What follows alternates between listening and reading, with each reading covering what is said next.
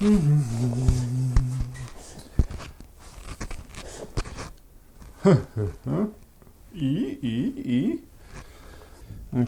it's time for the phone. La la la la la la la. Hello and good morning. Today I've got a special video for you. It's a Christmas video. Sort of. I wanted to talk with you about my favorite bike and a good bike, a really decent bike. In this case it will be Kawasaki W800 versus Royal Enfield Interceptor 650. Why those two bikes? Actually, that's because I watched on a Bennetts bike channel a video comparison between those two bikes, and I really like that video. To make things straight, I really enjoyed that video. In that video, John and Steve were riding those two motorcycles and comparing them one to another.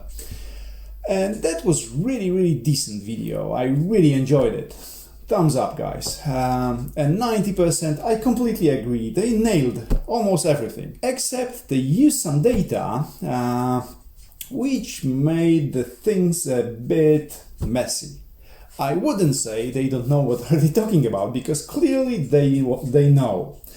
But the thing is, they didn't dig enough into the topic, because yeah, that's just one of the bikes they were testing. For me, it's about the bike I'm riding every day for 3 years already. I made a list. Yes, that's a serious list. And I need the glasses, unfortunately, because I'm the old fart, unfortunately. I've written everything which I don't quite agree, and there is a few informations there. So let's start from the beginning. The conclusion was, we've got two bikes. One is expensive, one is really cheap. Looks as good, almost, really well made, and everything is fine.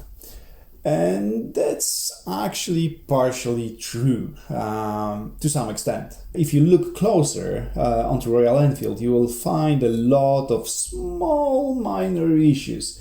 I will show you a few pictures now. Just look at that. Look at the chrome quality and that silver paint on the welds. It doesn't look good at all, in my opinion at least. So that extra bit, and obviously they mentioned already that. I mean, John mentioned that, or Steve mentioned that, never mind. Like the switches are a bit more plasticky and things like that. But it's not just that, you know, like it's like chrome, how it looks like, how it's polished, and plenty of other small issues. But never mind that, that's not most important thing. The next thing is, even now, the Royal Enfield is almost brand new bike. People are starting to have some minor issues, and one of the issues I've seen reported over the web was like electrical issues with speedometer. You can find, if you look speedo problem or speedo issue Royal Enfield Interceptor, you will find a few videos when people are riding the bikes and the speedo is like, the needle is like resetting itself, going down to zero and then ping, ping, ping, doing this thing. Anyway, next thing. Yeah, fuel consumption. Yeah, and they said 60 mpg for Royal Enfield and 52 mpg for Kawasaki W800. Not the massive difference, but what's important, they said the Kawasaki was almost brand new bike, and Royal Enfield was the bike which has got, I don't know how many miles on the clock, but it was used as a demo bike, so it was run in. And Kawasaki was just brand new fresh bike which requires running in. Simply you cannot compare the bike which is running in to the bike which is already run in, and fuel consumption will be different. Maybe not by 10%, but I think that it would be much closer than 60 versus 52. Maybe it would be like 60 versus 56-ish, something like that. Also, when you are settling in your bike, when everything is bedding, you can't talk about your acceleration or anything like that. Because except the obvious fact that it's just been running in, your ECU is just learning, because ECU is learning about, you know, oxygen level in your exhaust and so on and so forth. So it's slightly different when everything is bedding in. So that comparison was a bit unfair, I would say. You would need to wait and check it later on when all two bikes are simply rammed in, and yeah. And then we can talk about, let's say, vibrations on the bike. And if you are talking about vibrations on the Kawasaki W800, you need to mention that this bike is actually parallel twin, not the 27 degrees crank like Royal Enfield, which is not true parallel twin. It's the bike which is made to look like parallel twin, but it's actually not parallel twin, because in parallel twin the pistons are moving like that. And because of that there is more vibration, and because of that engine has got like more character. On the other hand, it's got counter crankshaft, which is reducing the vibrations by a lot. Those vibrations which you can notice on W800, they are really minimal.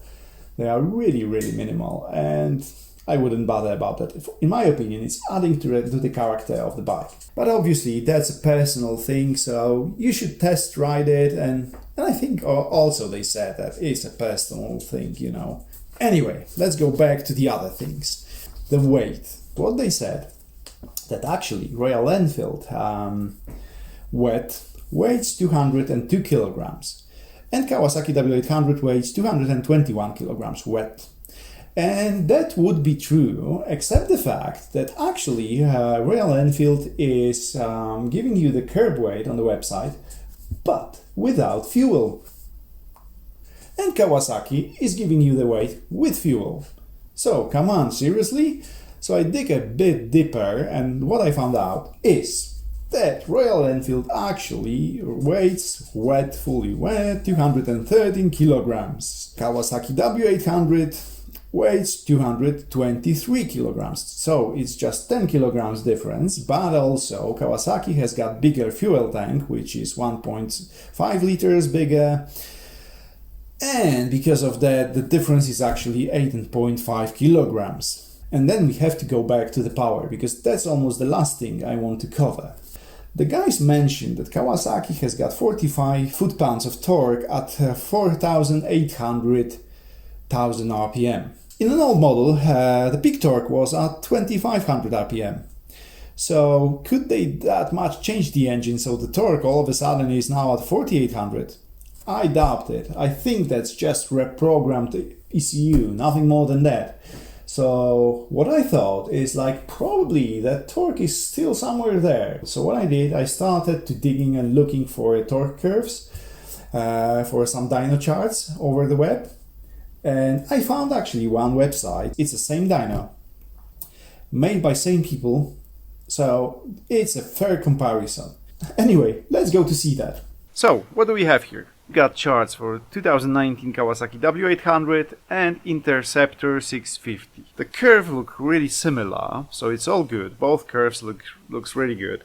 But at every single point, you know, there is this difference, which is around 5 foot-pounds of torque, which is 7 Newton meters or 8 Newton meters, something like that, I think.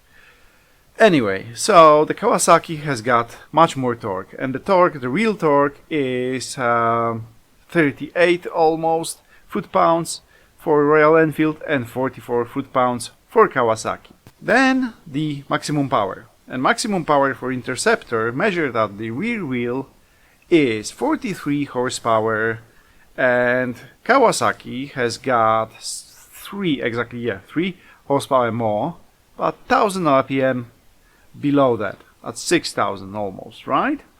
At every revs it's got few horsepower more, like 3 horsepower almost at every single rev range.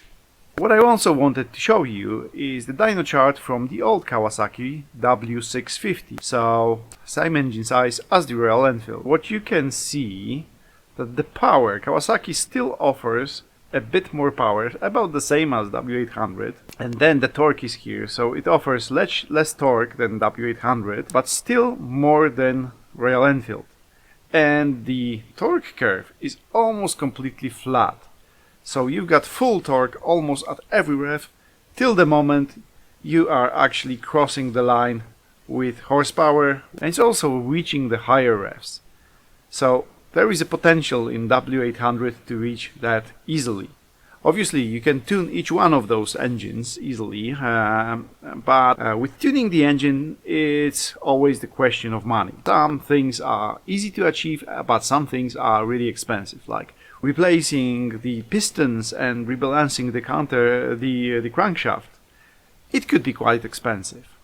But just remapping your ECU is relatively easy. Adding more fuel, it is easy. Replacing your exhaust, that's the easy job. And I think there is much more potential in Kawasaki W800 because that curve can easily go up here. And you can also increase the revs in that bike quite easily. But anyway, stock, actually you can see those data, looks a bit better from Kawasaki. Well, so let's go back to the table. Because we now know the real power at the rear wheel and we know the real weight of the bikes, so now we can comparison power to weight ratio. And now it's completely different, because what the guys said, that Royal Enfield is 0.232 horsepower per kilogram and W is 0.212 horsepower per kilogram, which is much less. But in fact, when you actually take to the measurement real horsepower on the rear wheel and rear weight, we've got 0.202 for Enfield and 0.208 for Kawasaki. So it's actually slightly better for Kawasaki. But when you go back to the old model, we've got 0.214. Clear winner. So here we go with my conclusion about that. Kawasaki W800 is a brilliant bike, but it's much more pricey than Royal Enfield. I have no doubt about it. If I would be going for the new bike, I would strongly consider Royal Enfield. But on the other hand, if you want to be certain that your bike after 100,000 miles will be still running and will be all good, then that's what are you paying for when you are buying Kawasaki. With Royal Enfield, you don't know for sure. And for even less price than new Royal Enfield, I've paid £4,300 for the Kawasaki W800, which has got 7,000 miles on the clock. Run in, decent bike, looked as new. So it's a grand or 1,500 even cheaper than brand new Royal Enfield. And it looked brand new. So, that makes things slightly different. You've got more authentic bike. You've got bike with a better power to weight ratio. You've got bike with slightly more horsepower, better torque, much more reliable or proven to be reliable, easier in your servicing. So here you are. And that's my Christmas conclusion. Buy yourself used Kawasaki W800. That will be a perfect gift for yourself. But obviously I'm kidding. Choose whichever bike you want, because all those bikes are absolutely smashing. I hope you will enjoy that. If you did, give me thumbs up, leave me a comment. What do you think about that topic? And obviously subscribe to my channel if you haven't done it so far. And Merry Christmas, guys.